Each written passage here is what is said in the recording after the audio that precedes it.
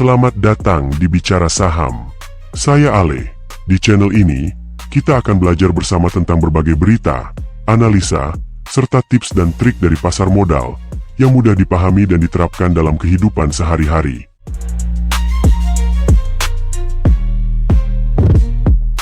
Gotoh dan Alibaba baru saja mengumumkan sesuatu yang bisa jadi game changer besar untuk ekonomi digital Indonesia. Apa yang membuat kerjasama ini sangat penting? Dan bagaimana ini bisa menguntungkan sobat sebagai investor? Yuk, kita bahas lebih dalam tentang kolaborasi strategis antara dua raksasa teknologi ini dan bagaimana dampaknya di masa depan. Sebelum kita masuk lebih dalam, mari kita pahami dulu siapa pemain-pemain utama dalam berita besar ini. PT Gotoh Gojek Tokopedia atau Gotoh adalah perusahaan teknologi raksasa Indonesia yang menggabungkan layanan transportasi, e-commerce, dan pembayaran digital. Di sisi lain, Alibaba Group adalah perusahaan teknologi global asal Cina yang mendominasi sektor cloud dan e-commerce. Jadi, apa yang membuat kerjasama ini begitu menarik? Gotoh dan Alibaba tidak hanya berbagi kepentingan bisnis, tapi mereka berkomitmen untuk bekerja sama dalam 5 tahun ke depan. Di sini, teknologi mutakhir seperti AI dan layanan cloud dari Alibaba akan diintegrasikan dengan ekosistem Gotoh. Salah satu poin paling menarik adalah penggunaan Alibaba Cloud untuk mendukung infrastruktur digital Gotoh. Teknologi cloud ini akan memberikan layanan seperti komputasi, keamanan data, dan analitik yang diharapkan bisa meningkatkan pengalaman pengguna Gotoh. Hal yang perlu sobat catat sebagai investor adalah komitmen Alibaba untuk mempertahankan kepemilikan saham di Gotoh selama 5 tahun kemitraan ini. Pada Agustus 2024, Alibaba sudah memegang lebih dari 88 miliar lembar saham Gotoh. Jadi, jelas, mereka serius dalam mendukung pertumbuhan Gotoh. Dukungan dari Alibaba Cloud tidak hanya tentang teknologi cloud semata, tapi juga kecerdasan buatan atau AI. Dengan AI, Gotoh akan bisa meningkatkan layanan mereka, dari pengiriman barang hingga pengalaman e-commerce, membuat semuanya lebih efisien dan personal. Bagi pengguna setia Gotoh, kerjasama ini berarti layanan yang lebih cepat, lebih aman, dan lebih cerdas. Dari sisi infrastruktur, mereka akan mendapatkan layanan yang lebih stabil dan inovasi digital yang lebih banyak. Langkah ini juga akan membantu Gotoh menekan biaya operasional. Dengan migrasi sistem ke Alibaba Cloud mulai Oktober 2024, Gotoh bisa menjalankan bisnis mereka dengan lebih efisien dan menekan biaya overhead. Selain teknologi, kerjasama ini juga berfokus pada pengembangan talenta di bidang digital dan AI. Ini bukan hanya kabar baik bagi Gotoh, tapi juga untuk ekosistem digital Indonesia secara keseluruhan. Ini adalah bagian penting yang tidak boleh kita lupakan. Kerjasama ini berpotensi besar mendorong pertumbuhan ekonomi digital Indonesia. Dengan dukungan teknologi dari Alibaba, Gotoh akan dapat mempercepat transformasi digital yang juga sejalan dengan program pemerintah. Gotoh dan Alibaba juga berkomitmen untuk memberdayakan pelaku usaha lokal. Dengan inovasi teknologi yang lebih maju, para pebisnis di Indonesia bisa lebih kompetitif di pasar global. Alibaba Cloud sudah membangun 3 pusat data di Indonesia sejak 2018. Ini berarti mereka sudah siap mendukung transformasi digital di berbagai sektor, mulai dari finansial hingga pendidikan. Bagi investor saham, ini adalah momen penting untuk memantau pergerakan saham Gotoh.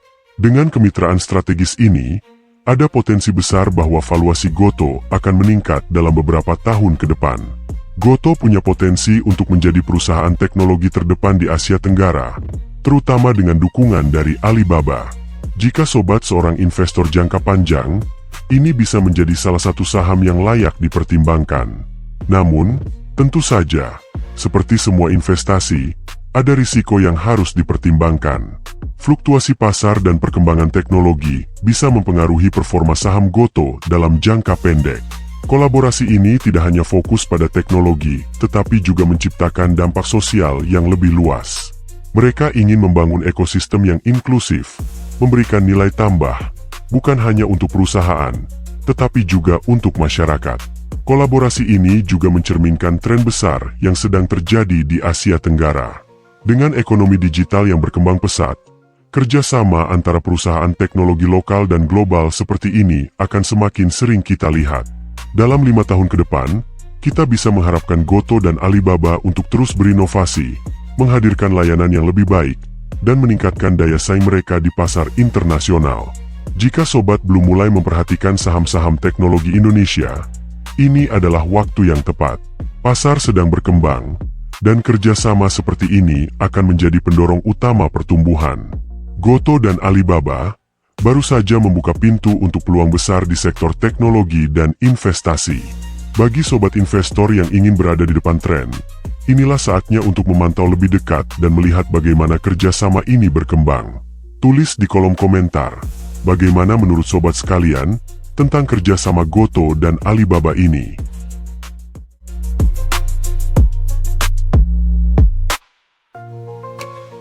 Lalu, bagaimana kondisi fundamental dari Gojek Tokopedia saat ini? Ayo kita review. Jangan lupa like, subscribe, dan share video ini, agar kalian gak ketinggalan update terbaru seputar dunia saham lainnya.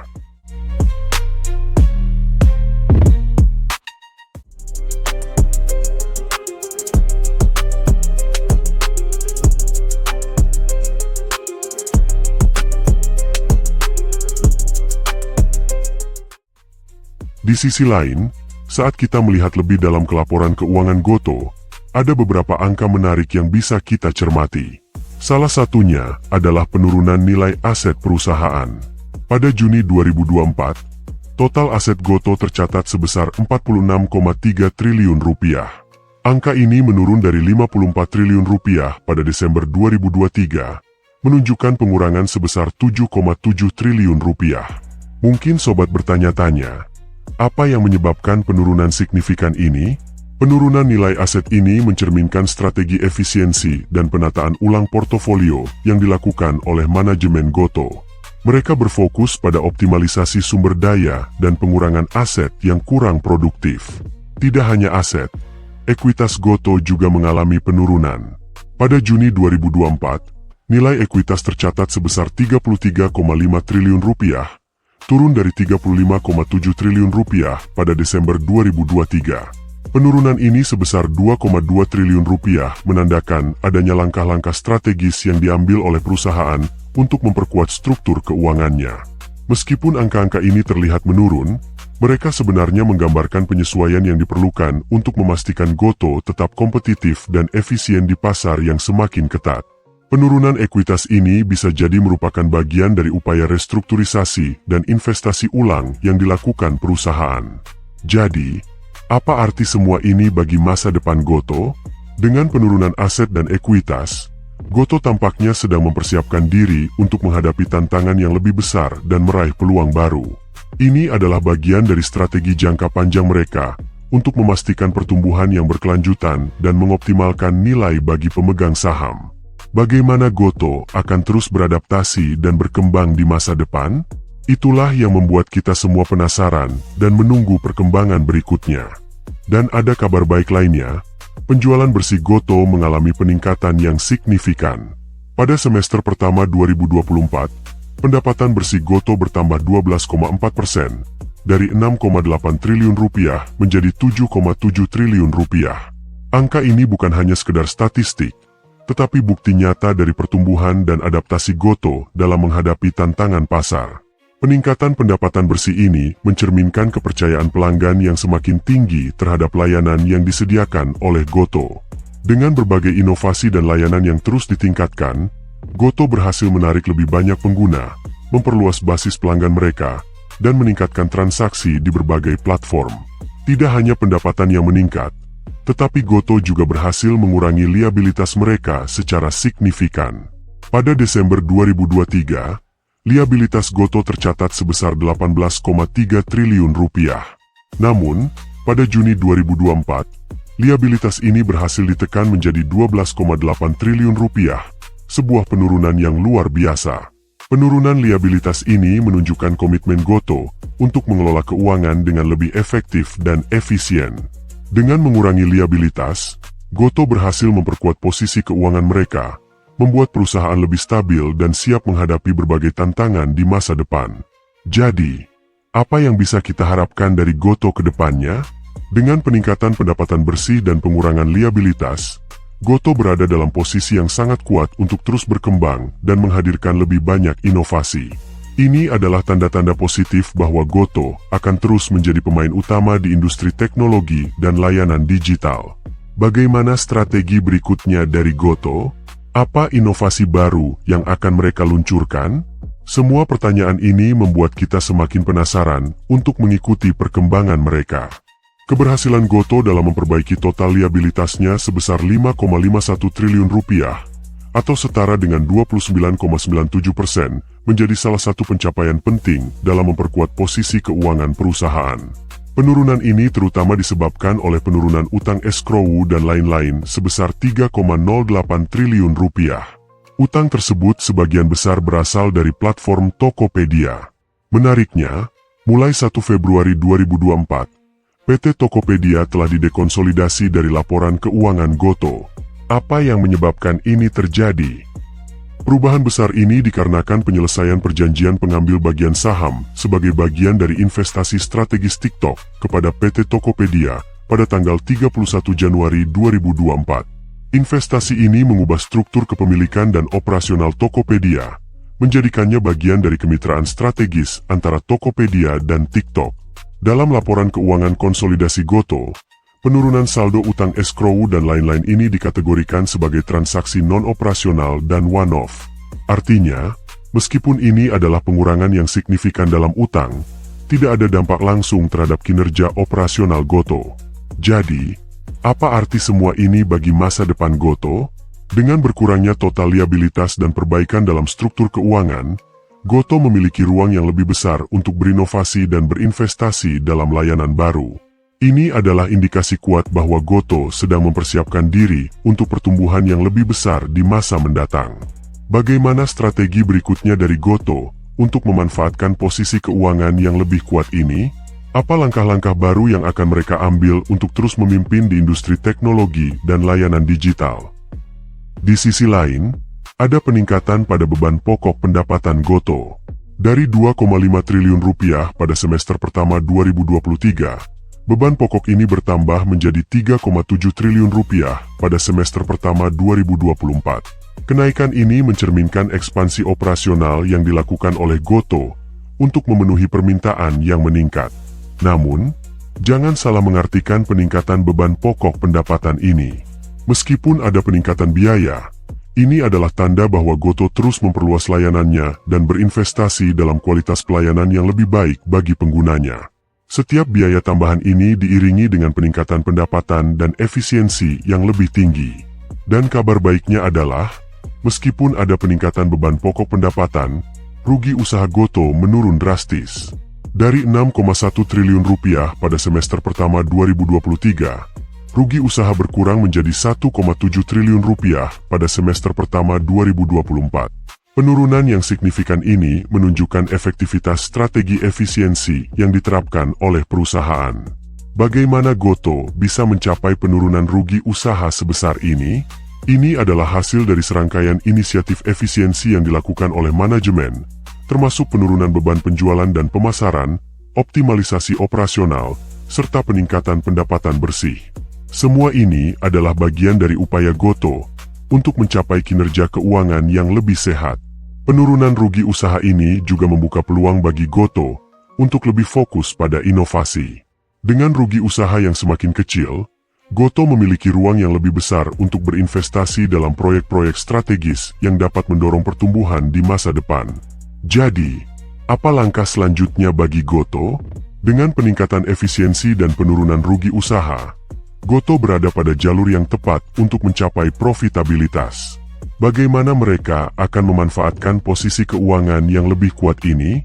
Apa inovasi baru yang sedang mereka persiapkan?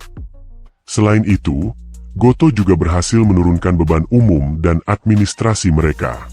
Dari 2,9 triliun rupiah pada semester pertama 2023, beban ini menurun menjadi 2,4 triliun rupiah pada semester pertama 2024. Penurunan ini menunjukkan upaya Goto untuk meningkatkan efisiensi di berbagai aspek operasional perusahaan. Pengurangan beban umum dan administrasi ini adalah hasil dari berbagai inisiatif yang diterapkan untuk mengoptimalkan biaya dan meningkatkan produktivitas. Ini adalah langkah strategis yang penting dalam perjalanan Gotoh untuk mencapai keseimbangan finansial yang lebih baik dan memperkuat fondasi bisnis mereka. Namun, ada satu area yang perlu diperhatikan, yaitu manfaat pajak penghasilan. Manfaat ini berkurang dari 244,3 miliar rupiah pada semester pertama 2023 menjadi 51,7 miliar rupiah pada semester pertama 2024. Penurunan ini mungkin mengejutkan, tetapi penting untuk memahami konteks di balik angka ini. Penurunan manfaat pajak penghasilan ini bisa jadi merupakan hasil dari perubahan dalam struktur pajak atau insentif yang diterima perusahaan. Meskipun ini tampak seperti penurunan yang signifikan, Gotoh tetap berfokus pada peningkatan efisiensi dan pertumbuhan pendapatan untuk mengimbangi perubahan ini. Bagaimana Gotoh akan menghadapi tantangan ini? Dengan strategi yang sudah terbukti efektif dalam mengurangi beban dan meningkatkan pendapatan, perusahaan ini memiliki fondasi yang kuat untuk terus tumbuh, meskipun ada perubahan dalam manfaat pajak penghasilan. Penurunan ini juga menyoroti pentingnya inovasi dan penyesuaian dalam strategi bisnis Gotoh. Dengan mengurangi beban dan terus meningkatkan efisiensi, Gotoh siap menghadapi berbagai tantangan dan memanfaatkan peluang untuk pertumbuhan lebih lanjut. Jadi, apa yang akan dilakukan Gotoh selanjutnya? Dengan strategi yang sudah terbukti dan komitmen untuk terus berinovasi, Gotoh berada di jalur yang tepat untuk mencapai tujuan mereka. Tidak hanya itu, Gotoh juga mencatat penurunan signifikan dalam rugi periode berjalan. Dari 7,2 triliun rupiah pada semester pertama 2023, rugi periode berjalan menurun menjadi 2,8 triliun rupiah pada semester pertama 2024. Ini adalah pencapaian luar biasa yang menunjukkan bahwa strategi efisiensi dan peningkatan pendapatan yang diterapkan perusahaan benar-benar membuahkan hasil. Penurunan rugi periode berjalan ini mencerminkan upaya keras Gotoh untuk memperbaiki kinerja keuangannya. Dengan pengurangan sebesar ini, perusahaan semakin dekat untuk mencapai tujuan profitabilitas yang sudah lama diidamkan. Bagaimana mereka bisa mencapai hal ini? Ini semua berkat langkah-langkah strategis yang cermat dan komitmen yang kuat untuk terus berinovasi dan meningkatkan efisiensi operasional. Namun, ada satu metrik penting yang harus kita perhatikan, yaitu net profit margin. Berdasarkan data semester pertama 2024, net profit margin Gotoh berada di angka minus 34,8%. Meskipun masih negatif, ini adalah langkah besar ke arah yang benar, mengingat berbagai tantangan yang dihadapi perusahaan dalam beberapa tahun terakhir. Net profit margin yang negatif ini menunjukkan bahwa Gotoh masih dalam proses transformasi menuju profitabilitas penuh. Dengan berbagai inisiatif yang telah dilakukan, seperti penurunan beban umum dan administrasi serta peningkatan pendapatan bersih, Gotoh menunjukkan bahwa mereka berada di jalur yang benar. Bagaimana Gotoh akan terus memperbaiki net profit margin mereka? Dengan fokus pada peningkatan efisiensi operasional, inovasi produk, dan ekspansi layanan, perusahaan ini memiliki potensi besar untuk mencapai margin yang lebih positif di masa depan. Setiap langkah kecil menuju profitabilitas adalah bukti dedikasi mereka untuk menciptakan nilai bagi pemegang saham dan pelanggan. Jadi, apa yang bisa kita harapkan dari Gotoh ke depannya? Dengan penurunan rugi periode berjalan yang signifikan dan langkah-langkah strategis yang cermat, Gotoh berada di posisi yang kuat untuk terus tumbuh dan berkembang. Melihat lebih dalam pada metrik keuangan Gotoh, kita menemukan bahwa return on assets perusahaan untuk semester pertama 2024 adalah minus 11,6%. Meskipun angka ini negatif, penting untuk diingat bahwa ROA mencerminkan seberapa efektif perusahaan menggunakan asetnya untuk menghasilkan keuntungan. Ini berarti bahwa Gotoh masih dalam proses optimalisasi aset mereka untuk mencapai efisiensi yang lebih baik. Negatifnya ROA ini menandakan bahwa Gotoh masih memiliki ruang untuk meningkatkan efisiensi penggunaan aset mereka. Namun, dengan langkah-langkah strategis yang sudah diambil, termasuk pengurangan beban dan peningkatan pendapatan, Gotoh berada di jalur yang tepat untuk memperbaiki angka ini di masa depan. Bagaimana mereka akan melakukannya? Ini adalah pertanyaan menarik yang akan kita tunggu jawabannya. Selain itu, return on equity Gotoh untuk semester pertama 2024 berada di angka minus 15%. ROE yang negatif menunjukkan bahwa perusahaan masih belum mencapai tingkat pengembalian yang diharapkan dari ekuitas pemegang saham. Namun, angka ini juga mencerminkan investasi besar yang dilakukan Gotoh untuk pertumbuhan dan ekspansi jangka panjang. Meskipun ROE negatif, ini juga menyoroti potensi besar yang dimiliki Gotoh. Dengan strategi yang tepat dan fokus pada peningkatan efisiensi operasional, Gotoh memiliki peluang besar untuk mengubah angka ini menjadi positif. Setiap langkah menuju perbaikan ROE adalah tanda bahwa perusahaan bergerak ke arah yang benar. Bagaimana Gotoh akan memperbaiki ROA dan ROE mereka? Dengan berinvestasi dalam teknologi dan inovasi, meningkatkan efisiensi operasional, dan memperluas jangkauan layanan mereka, Gotoh berupaya untuk menciptakan nilai lebih bagi pemegang saham dan pelanggan. Setiap langkah strategis ini adalah bagian dari upaya mereka untuk mencapai kinerja keuangan yang lebih sehat.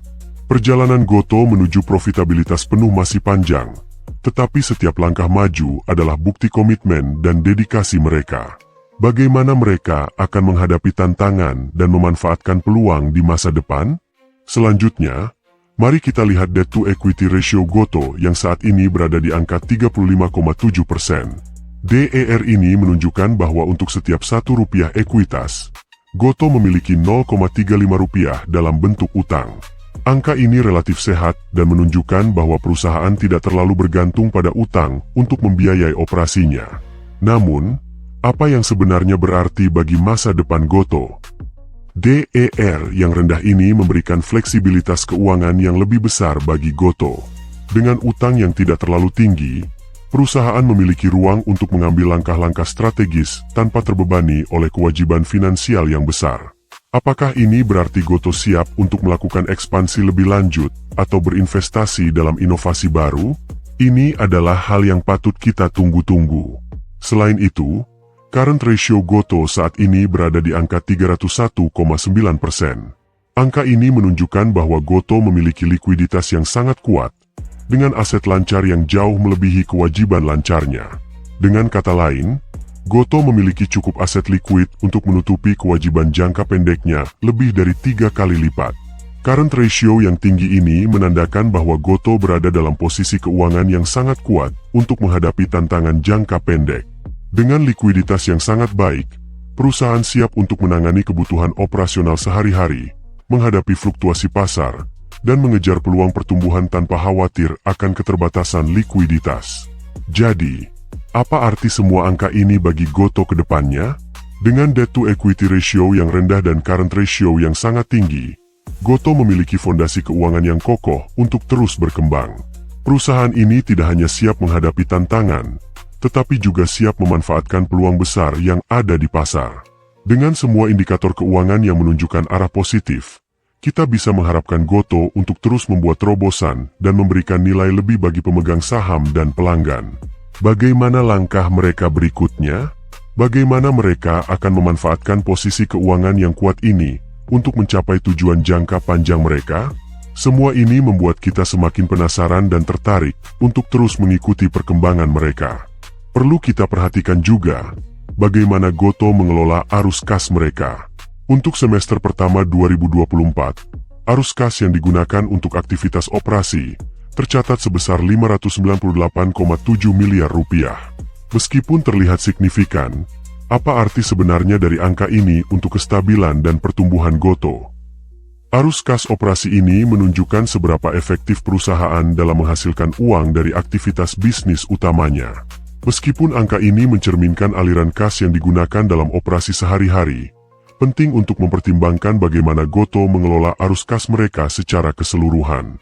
Dan berbicara tentang arus kas secara keseluruhan, Gotoh mengalami penurunan nilai total arus kas sebesar Rp5,2 triliun hingga akhir Juni 2024. Penurunan ini cukup signifikan dan menimbulkan pertanyaan, apa penyebab di balik perubahan besar ini? Dan bagaimana dampaknya terhadap strategi dan keuangan jangka panjang Gotoh. Penurunan total arus kas ini bisa jadi dipengaruhi oleh berbagai faktor, seperti investasi besar dalam ekspansi atau inovasi, atau perubahan dalam struktur biaya. Dengan begitu banyak variabel yang terlibat, penting untuk memahami bagaimana Gotoh merespons dan menyesuaikan strategi mereka untuk menjaga kesehatan keuangan perusahaan. Namun, meskipun penurunan arus kas mungkin menunjukkan tantangan jangka pendek, ini juga bisa menjadi indikasi dari investasi strategis yang bertujuan untuk pertumbuhan jangka panjang. Bagaimana Goto merencanakan untuk mengelola arus kas mereka dan memanfaatkan peluang untuk masa depan?